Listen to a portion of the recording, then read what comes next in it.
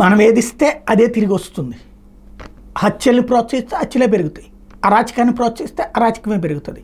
ప్రస్తుతం రాష్ట్రంలో రావణ కాష్టం అన్నటువంటిది గ్రామీణ ప్రాంతాల్లో ప్రారంభమైతే అత్యంత ప్రమాదకరం అన్న మనం గతం నుంచి మాట్లాడుకుంటున్నదే ఇప్పుడు పీక్ స్టేజ్కి వెళ్ళింది.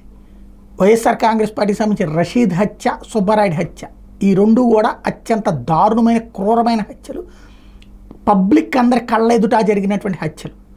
వాటి విషయంలో రాజకీయం చేస్తున్నారు అన్నటువంటి ప్రతి దాడి చేశారు తప్పించి వాటి తప్పు అనేటటువంటి కోణంలోకి తప్పుడు ప్రచారం చేస్తున్నారన్నారు కానీ తప్పని కఠినంగా వ్యవహరించేటటువంటి అడుగులు పడల.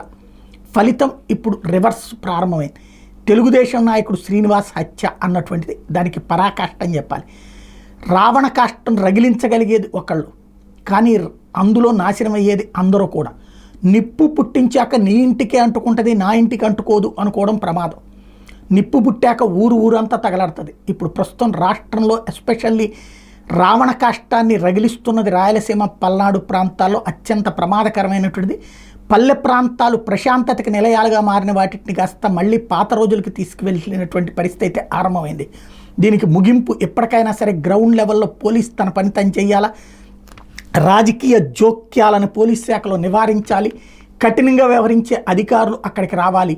రాజకీయ ప్రేరేపితమైనటువంటి రిక్రూట్మెంట్లు ఆగకపోతే అత్యంత ప్రమాదకరం.